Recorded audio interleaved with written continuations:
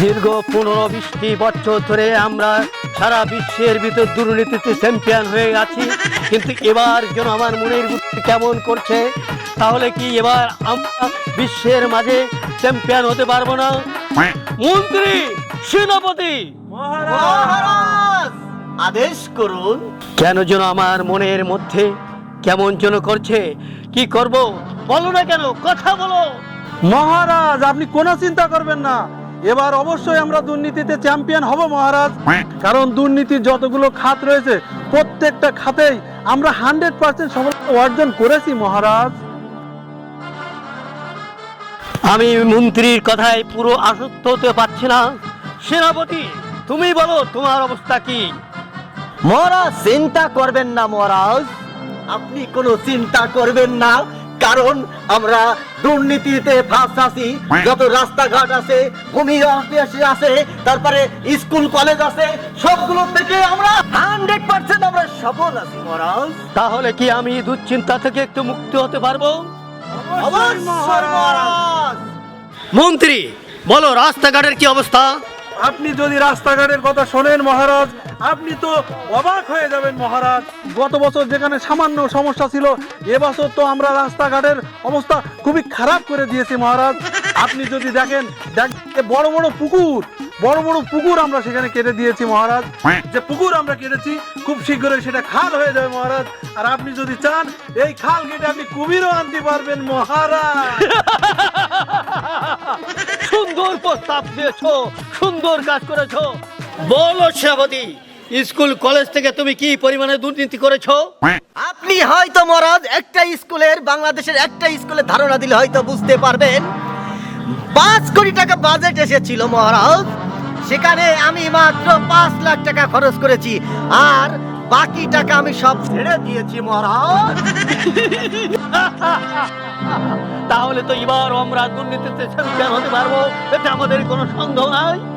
মহারাজ, অবশ্যই মহারাজ। চাঁদাবাজির কি খবর বলো মন্ত্রী? চাঁদাবাজিতে আমরা এবার 125% সফলতা পেয়েছি মহারাজ। এবার আমরা রাস্তাঘাট, দোকানপাট কোনো কিছু বাদ দিচ্ছি না। সুন্দর করেছো সেনাপতি।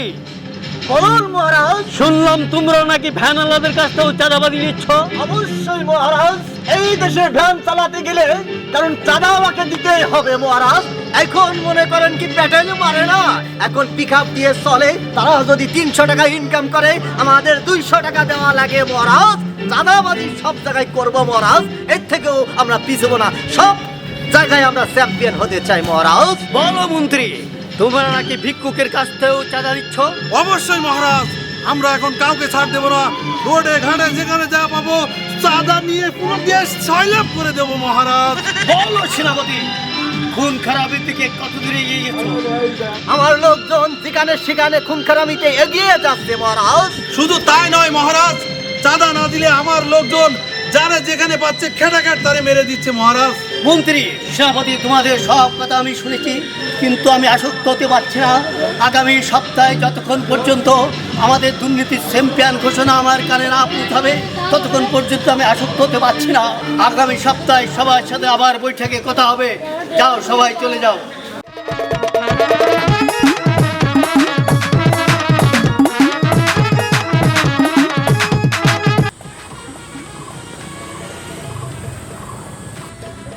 সেনাপতি, মন্ত্রী, তোমরা তো খুব বড় বড় গলায় বলেছিলে এবার আমরা চ্যাম্পিয়ন হব, কিন্তু কই এবার আমরা চ্যাম্পিয়ন হতে পারলাম না। ভারত কিভাবে চ্যাম্পিয়ন হয়ে গেল? কি হলো, তোমরা কোনো কথা বলছো না কেন? কি হলো, চুপ করে দাঁড়িয়ে আছে কেন পুতুলের মতো? কথা বলো। ক্ষমা করবেন মহারাজ, দুর্নীতিতে এবার অবশ্যই আমাদের চ্যাম্পিয়ন হওয়ার কথা ছিল। কারণ দুর্নীতির প্রত্যেকটা ক্ষেত্রে আমাদের যে জনবল রয়েছে, আমাদের যে জনসংখ্যা রয়েছে, আমাদের যে নেতাগোতা রয়েছে, তারা সব ক্ষেত্রে দুর্নীতিতে এবার ছয়লাভ করে দিয়েছে। কিভাবে ওই ইন্ডিয়া এবার দুর্নীতিতে চ্যাম্পিয়ন হয়ে গেল আমার কিছুই মাথায় আসছে না মহারাজ। সেনাপতি, এবার তুমি বলো কিভাবে ইন্ডিয়া দুর্নীতিতে এবারে চ্যাম্পিয়ন হয়ে গেল? আমরা কেন হতে পারলাম না? কোথায় আমাদের ব্যর্থতা, কোথায়?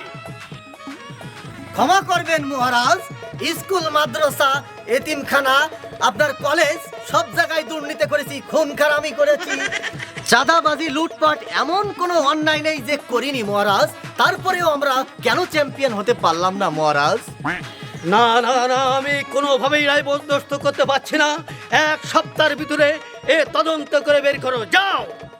এত দুর্নীতি করার পরেও কোথায় আমাদের ব্যর্থতা? ইন্ডিয়া কিভাবে দুর্নীতিতে এবার চ্যাম্পিয়ন হলো? যাও, তোমরা 1 সপ্তাহের ভিতরে তদন্ত করে বের করো, যাও। তারপরে আমার কাছে আসবা, যাও, চলে যাও। জি হুকুম মহারাজ, আমরা তাহলে চলে যাচ্ছি। মহারাজ, আগামী 7 দিনের ভিতরে আমরা যে কোনো মূল্যেই আমরা তদন্ত করে এই রিপোর্ট আপনার কাছে নিয়ে আসবো মহারাজ। ঠিক আছে, যাও।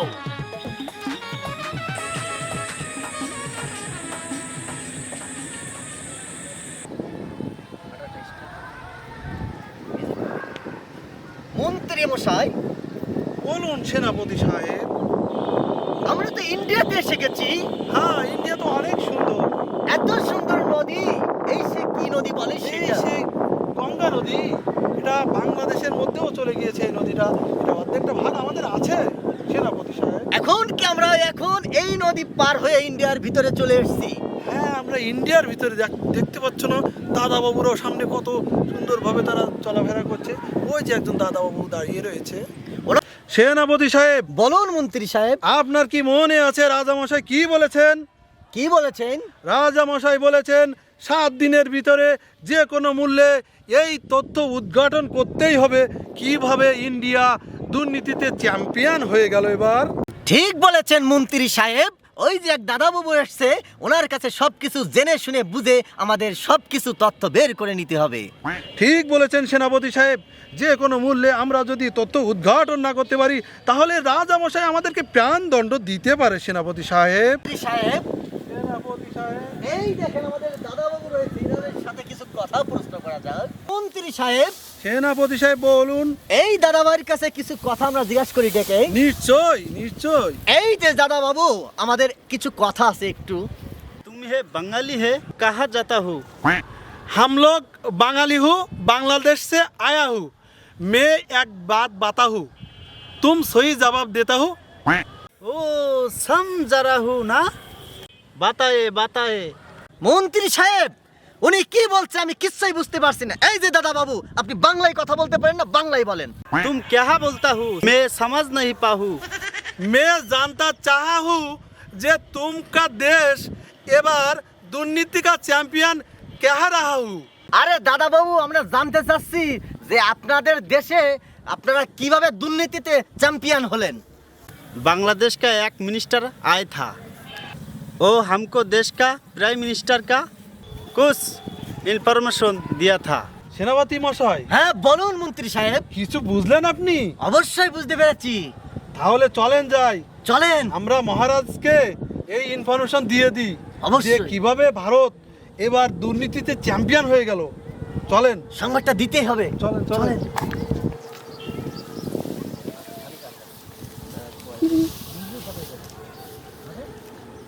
বলো মন্ত্রী, বলো সেনাপতি, তোমাদের সময় দিয়েছিলাম 1 সপ্তাহ। 1 সপ্তাহের ভিতরে তোমরা আমাদের কি রিপোর্ট নিয়ে এসেছো? বলো মন্ত্রী। আপনার নির্দেশনা মোতাবেক আমি আর সেনাপতি গিয়েছিলাম ইন্ডিয়ার বর্ডারে মহারাজ। সেখান থেকে আমরা আশ্চর্য তথ্য নিয়ে এসেছি মহারাজ। কি তথ্য নিয়েছো মন্ত্রী?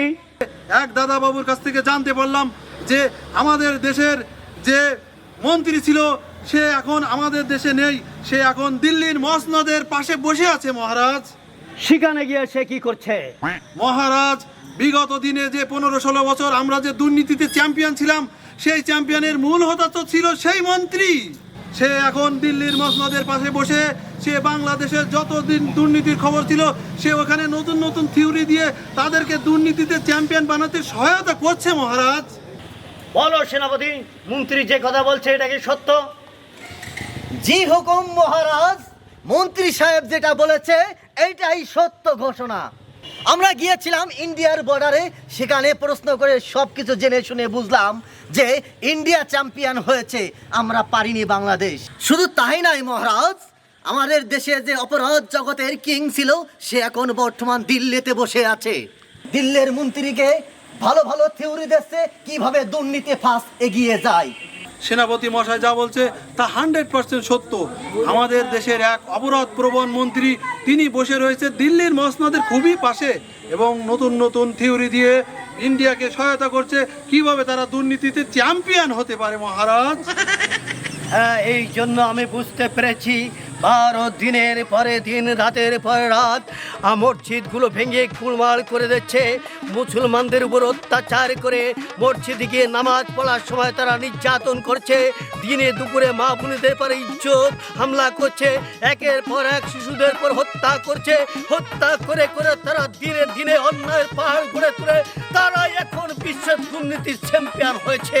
আর এই অবস্থা যদি চলতে থাকে তাহলে আমরা ভারতের কাছ থেকে কখনো দুর্নীতি চ্যাম্পিয়ন কেড়ে ছিনিয়ে নিতে পারবো না। কোনো চিন্তা করবেন না মহারাজ, দুর্নীতিতে দরকার হলে আমরা আরো এগিয়ে যাব। হুঙ্কার আমি চাঁদাবাজি আরো বেশি লুটপাট করব, দিনে দুপুরে শুধু মার্ডার আর মার্ডার করব। মহারাজ আপনি কোনো চিন্তা করবেন না, আজকে বাংলাদেশ থেকে যারা ওই ভারতের মসনদের পাশে যে যারা নতুন নতুন থিওরি দিয়ে ভারতকে দুর্নীতিতে চ্যাম্পিয়ন হতে সহায়তা করছে তারা আর কতদিন বা বাঁচবে মহারাজ। কিন্তু আপনি মোটেও চিন্তা করবেন না, তারা যে বীজ বাংলাদেশের প্রতিটা সেক্টরে সেক্টরে তারা যে বপন করে গেছে সেই বীজ চারা হবে, চারা থেকে বড় বড় গাছ হবে মহারাজ। তখন বাংলাদেশ আবারও দুর্নীতির প্রত্যেকটা সেক্টরে সেক্টরে দুর্নীতিতে মহাসমুদ্রে পরিণত হবে। তখন আর কেউ আমাদের কাছ থেকে এই দুর্নীতি চ্যাম্পিয়নশিপ ছিনিয়ে নিতে পারবে না মহারাজ।